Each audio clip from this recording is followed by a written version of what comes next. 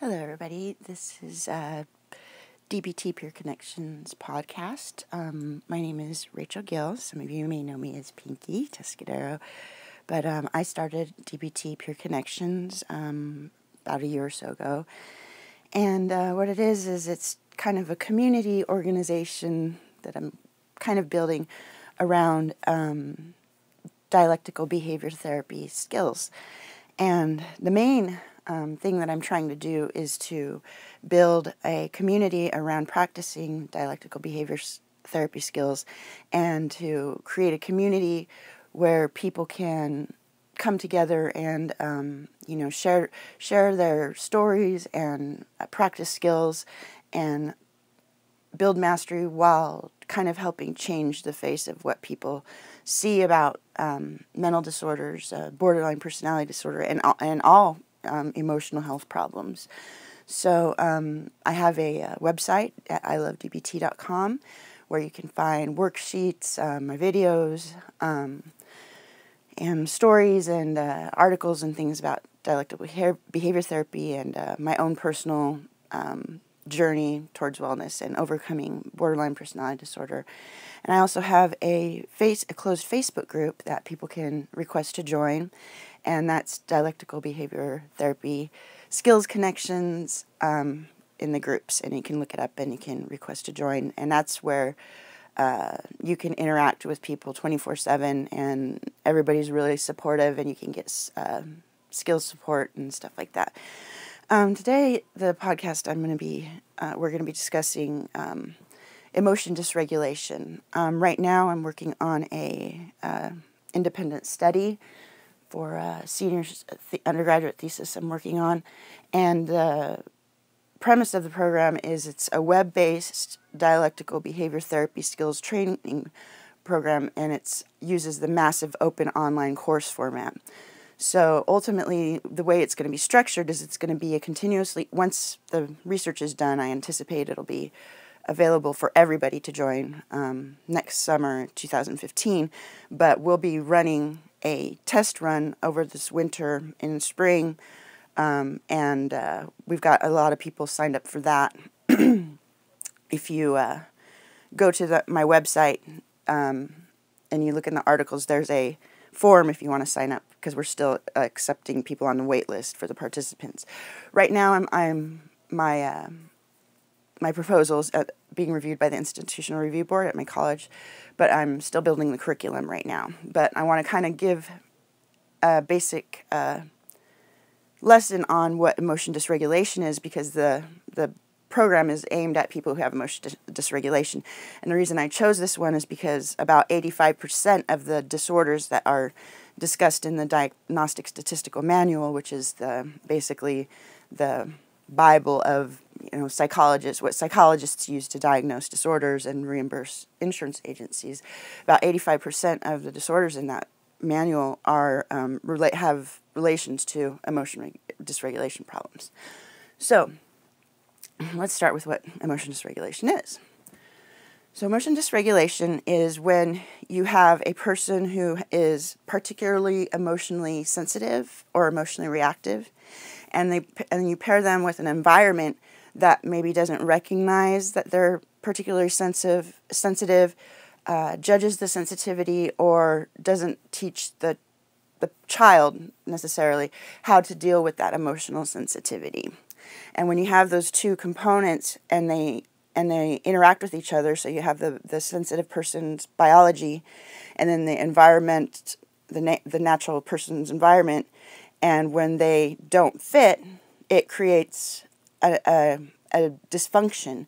And the more that the person becomes, unable to acknowledge their emotions and process them effectively, the more the environment invalidates the person, and the more that the environment invalidates the person, the more dysregulated the person becomes, and it becomes this fulfilling prophecy of dysregulation.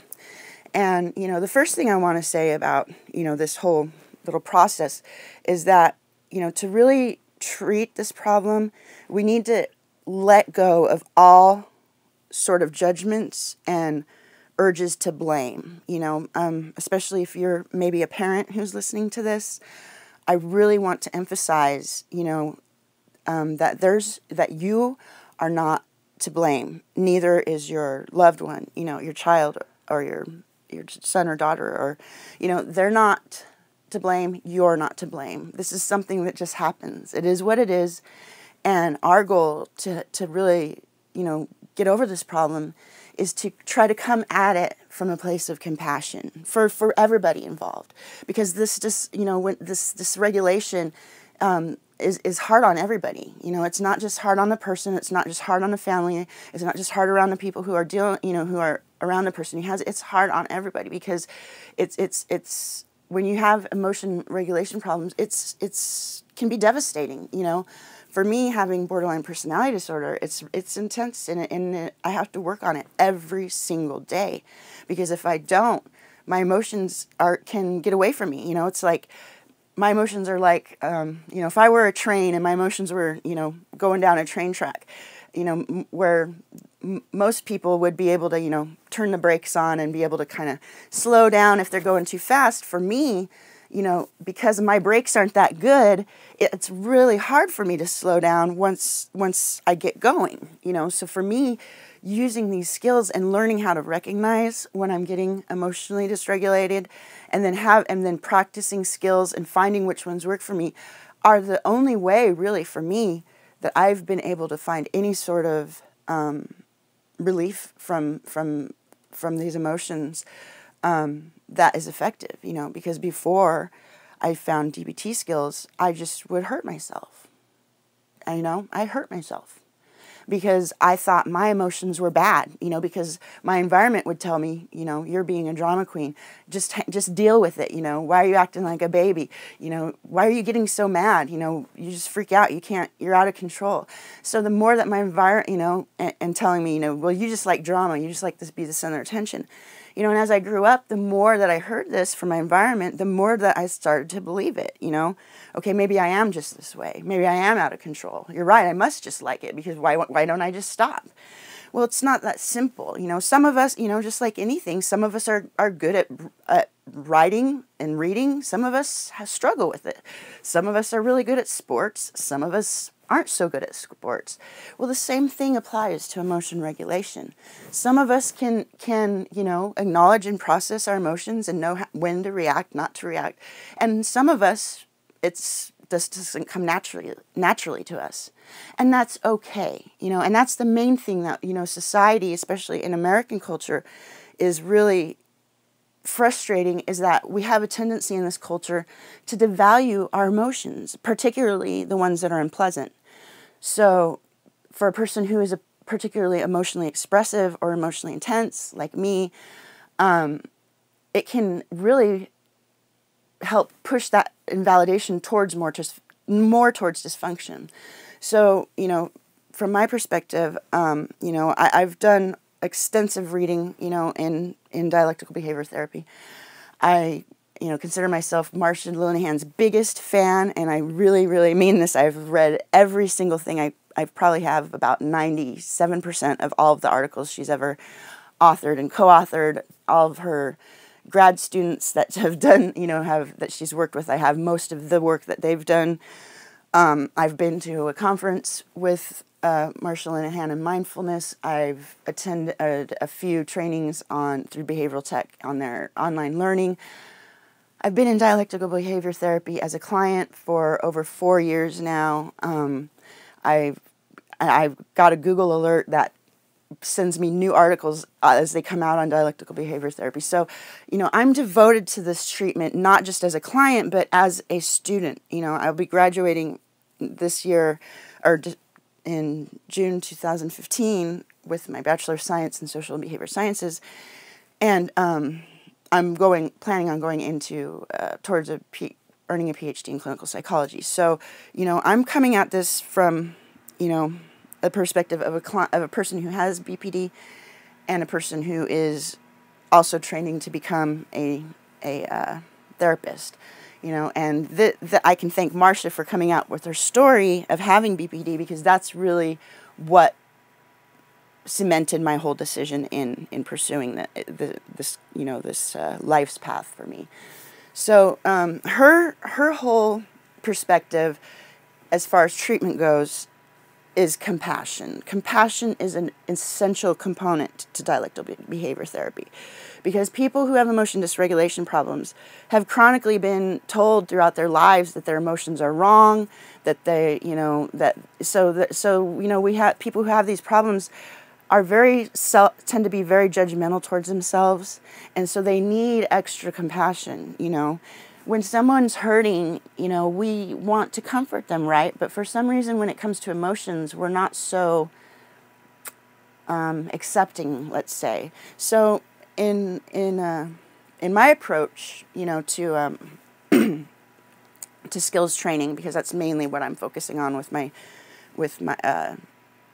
study, is that we want to look at emotion dysregulation not as necessarily an illness. It's not an illness, okay? Marcia doesn't have a mental disorder model or a mental illness model from dialectical behavior therapy. It's more of a view of behavior, So, there's nothing wrong with you. You don't have this thing that needs to be treated. It's not like a bacteria. It's not like a virus. It's a disorder of behavior, and the good news about that is that you can change. You can overcome this. Now, it's not easy by any means. It is not easy. You can't just I know that some people have this idea that they can go get a pill and their depression's going to go away. Well, it may help or whatever, but in the long run, the best way that you're going to be able to change is by learning how to love your emotions. I know, it's a tall order, believe me. When I first heard Marcia say, learn to love your emotions, I was like, what? You're kidding. I hate my emotions, I mean, right now I'm starting to get emotionally, kind of intense. And, but really that's what you have to do, because our emotions are important. If they weren't, they wouldn't exist. If you didn't have love, how would you know to take care of your children?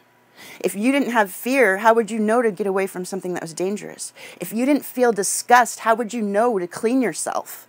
If you didn't feel, if you didn't feel, well, and then there's guilt and shame are tricky, because guilt and shame are socially kind of adaptive emotions. So those two are really kind of difficult to deal with. But in order to deal with guilt and shame, we need to learn to find value in them, So for us, being able to recognize what our emotions are telling us is essential. Because if we don't listen to our emotions, we're never going to be able to take care of ourselves or each other, because we need those emotions. They tell us important information. They say, it's like they're like an alert system. When you're going throughout your day and you get an emotion, it's not there to mess up your day or to make you look bad or immoral. It's there. It's going, hey, pay attention. There's something really important going on, and you need to look at this. So when we have an emotional reaction, even, and especially if it's unpleasant or not, we need to pay attention and give each emotion equal value. So if I get mad, which I do very quickly and very easily and quite often, with my particular problems, my goal right now is to first notice, okay, I'm getting a little bit emotionally dysregulated, and then B, block the urge to judge myself and punish myself. And so instead, I go, okay, I'm becoming emotionally dysregulated, and these emotions are trying to tell me something, and I need to listen to them. I need to honor them. I need to respect them. We have this tendency to look at emotion regulation as an act of control. Well, looking for a dialectic, and dialectic means where you're able to look at two sides of every situation and see that there's validity in both sides. So like, for example, me. Okay, I have borderline personality disorder, so that means, I can't deal with my emotions. I'm out of control. It causes all kinds of problems. Okay, yeah, that's true. And on the other hand, I do have skills. I've gained mastery. I can overcome these problems. So you can see that, yes, I can be out of control, and I can also be quite, empowered. So both things are true. And when people who have emotion dysregulation, and particularly people with BPD, tend to look at things as either or, like either I'm totally out of control and I can't take care of myself, or I can control myself, I can control my emotions, I've got everything under control. So, looking at a dialectic from a cultural perspective and looking at emotion regulation, the way I look at it is that, I try to get away from the regulation kind of terminology and use the word honor. I want to honor my emotions. I want to respect my emotions, because that kind of language suggests that all emotions are equally valid and all emotions need to be equally respected. Whereas when you're saying emotion regulation, there's kind of this implication that you have to be in control. You know what? You don't have to be in control. Your emotions aren't there to be controlled. When you look at the sky, are you worried about controlling the way that you look at the sky, or are you just looking at the sky? We have this such a strong tendency to judge our emotions that we forget to just listen to what they're saying to us. When we hear something, outside, we hear a noise, are we judging the noise and going, oh, I shouldn't be hearing that. That's not right. That's wrong. No, we just listen to whatever our ears are doing. So we need to use that kind of approach to our emotions. It's just another sense. It's like, we have sight, taste, touch, hearing. And so emotions are they add to that sensory quality. And our emotions affect all of our body. So when I get upset or angry, okay, because it's better to describe the emotion, by as detailed as you can. Saying I'm upset doesn't tell me what emotion it is. Saying I'm angry does. So if I'm getting angry, it doesn't just mean I'm angry. It means, my breathing starts to get shorter and faster. My heart starts beating. My hands maybe start to shake. My muscles tense. I start getting fidgety. So it's a full system response. Every time you get an emotional response, your body's going to react to it, whether you want to or not. So where the regulation factor comes in is that, our goal is to not necessarily control, how we think or feel about our emotions, but to be able to be aware of how our body is affected by emotions, and to learn how to process those emotions, and to get our body response to coordinate with that processing in a way that is least painful as possible. So when I'm dealing with my anger, my goal isn't to eliminate the anger necessarily. Because if it's justified, if there's a reason, that the anger is there, then, I need to, process that anger. And for me to do that, I breathe, breathe in, and just breathing right there, as soon as just as your emotions affect your body, the same thing goes in the reverse. Your body affects your emotions. So if you notice you're getting dysregulated, you start breathing, and your body starts slowing down, all of a sudden your emotion starts to follow it. And that's the regulatory effect. We're not controlling our emotions. We're learning how to acknowledge the responses our body has and trying to find a way to get them to mesh together so that you can have the least amount of suffering as possible and still be able to process your emotions effectively. Because we're not eliminating emotions. We're not trying to control emotions. We're just trying to process them in a way that's effective and that honors and respects our emotions. So that kind of gives you just like a brief overview of, what I'm doing with DBT Peer Connections and what emotion dysregulation is and my approach to it as a peer supporter. So I'm going to try to be doing a few more of these broadcasts, so that people can get more acquainted with DBT Peer Connections as, what our approach is, and maybe even join our group and join the movement, because the way I've envisioned DBT Peer Connections in the future is, I want to be a hub where people can come to for support, because it's hard to get access to DBT right now. We don't have enough therapists. who know the treatment. It's expensive. Insurance companies don't like to pay for it. So, you know, my goal is to create a kind of a network where people can come and get basic support and start getting acquainted with the skills while they're trying to get into treatment, and to just create a place where people who are practicing, who are family members, who are therapists, where we can all come together, talk about DBT in an environment that's compassionate, open, and supportive. Because, you know, let's face it, when it comes to mental disorders, we're one of the last stigmatized subcultures that really has not come together in any sort of meaningful way. You know, minority cultures and ethnic cultures in this country tend to organize and come together. The LGBT community is like, for me, is a role model of what we need to do as people with mental problems. You know, is we need to come out and say, hey, we're here and we're peers. You know, and we're not ashamed. You know, so many of us hide. I hid for so many years, ashamed of my emotional problems, my emotional health problems, and coming out about them has been so empowering, and it affects people in a positive way. So the more that we can come out about our problems and share our stories, the more that we're gonna come together, and the more healing is gonna take place. And that's ultimately what our goal is to find healing, to find joy, to find a way to build lives worth living.